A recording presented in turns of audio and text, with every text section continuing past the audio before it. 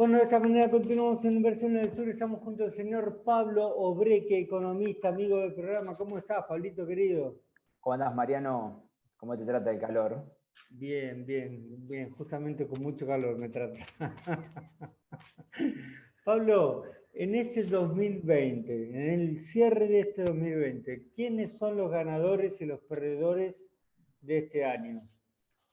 Bueno, Un yo año creo muy que difícil, ¿eh? sí, y además con un acontecimiento que vos no tenías antecedente, ni siquiera pensabas ni el más pesimista hubiese pensado que este cisne negro No, mundial claro, podía, digamos, aparecer y en realidad y seguir, porque bueno, apareció y después el gran desafío era, bueno, trabajo o me sigo desarrollando a pesar de, ¿no? Con todas las limitaciones claro, que esto tiene. En función claro. de eso, mirá, Mariano, yo creo que yo empezaría por por lo menos los sectores, que no sé si fueron los grandes ganadores, pero sí la pandemia mostró algo que venía sucediendo y que creo que aceleró, que es el comercio electrónico, que creo que son los negocios basados en plataformas, Sí. creo que son todo lo que sería, todo lo ¿Te que diste cuenta las significa lo plataformas de virtual, pago que hay, las distintas plataformas de pago que hay, de bancos sí, virtuales? bueno, aceleró, mira, el sector fintech, esto lo aceleró todo lo que me parece que en lo que es educación virtual, capacitación virtual, de hecho las empresas que se dedican a tener plataformas educativas, aceleró el proceso, no es que no venían, pero esto lo que hizo Claro. es, en lugar de estar 5 años vistas, ya estás. Y yo creo que eso, más diría en lo que es Argentina, el sector agropecuario, que en realidad no sé si fue, digamos, el gran ganador, pero sí fue un sector en donde, como era esencial, como a priori no paró, bueno, tuvo una lógica de un buen año, más allá que a veces depende también del clima, depende de otros, digamos, contextos. Sí, depende de eh, muchos contextos. pero ¿Cómo también ves el se sector? cayó el comercio internacional, ¿entendés? Entonces, bueno, Claro, pero yo creo claro. que yo diría esos 3 o 4 sectores son los que por lo menos no la Acabas, padecieron, que estuvo bien. acabas de hablar del agro. ¿Cómo se llevó el agro con los distintos dólares que hubo a lo largo del año? Bueno, realmente mal. A ver, la liquidación igual fue bastante, bastante homogénea en función de otros años. O sea, no hubo ninguna sorpresa. Lo que sí, a raíz del comercio internacional y a raíz de que el tipo de cambio al exportador no lo favorecía, Claro, entre liquidar por liquidar y liquidar por obligación, lo hacían por obligación, no por, digamos, adelantar algún, digamos, ingreso de divisa, porque en realidad también la gente, hay una cosa que creo que la clase política este año lo logra entender, o por lo menos muchos de los que trabajan con el campo pagan en función de las mercaderías y la unidad de cuenta no necesariamente es el dólar, sino que son el trigo, el maíz, el girasol. Usan con los claro. proveedores una unidad de cuenta que no es necesariamente el dólar. Entonces, no es que no liquidan para no traer las divisas, sino que con eso pagan proveedores, pagan insumos, Claro. inclusive mano de obra. O sea, hay que entender bien de qué se trata el negocio agro. Cuando uno dice el agro, ¿no? Uno piensa cerealeras grandes que exportan. No todo es así, es No, una no todo. rama, pero no todo. Pero sí, evidentemente, Mariano, a la economía del conocimiento, que es exportador de servicio, el tener múltiples tipos de cambio, inclusive el que exportás es mucho más barato que el que importás, y ese no le convenía.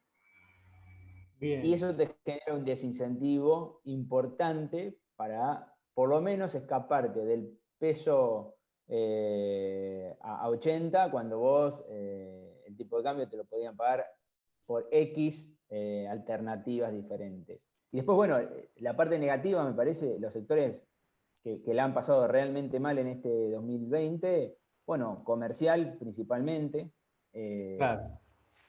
por industria, por ejemplo, construcción, que es una industria que tiene mucha mano de obra, la verdad que la han pasado muy bien, muy mal, perdón, porque digamos, a medida que se extendía la cuarentena, la capacidad de incorporar gente al trabajo iba cada vez más lento. Pablo, déjame que te haga un paréntesis en esto. Hablaban de que la construcción iba a ser la que iba a empezar a mover los cimientos de la economía. Sin embargo, o por otro lado, anunciaban en Loma Negra que tenían cemento para un mes.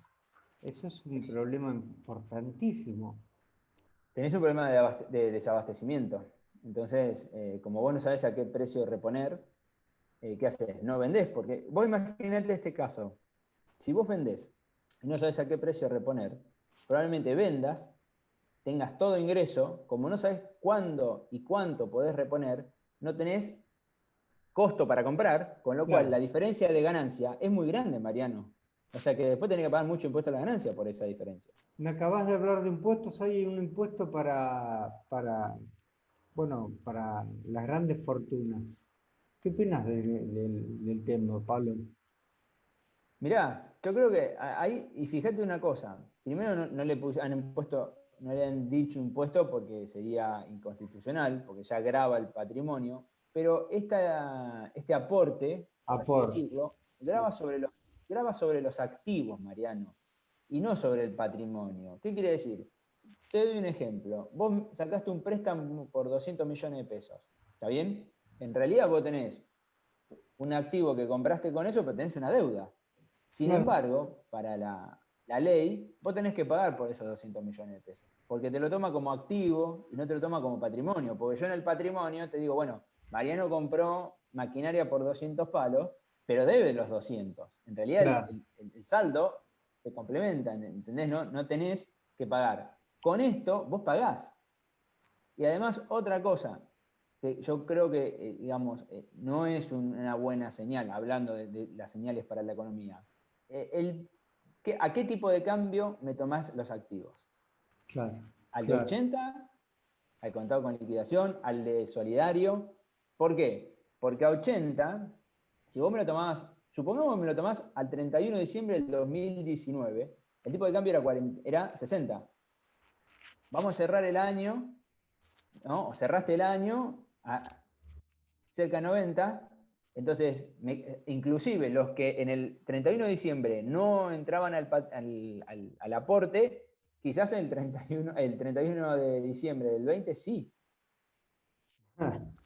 Estamos frente a un problema muy serio. Entonces, claro, entonces no es unos pequeños. Y después, esto generalmente, ¿qué dice la historia argentina?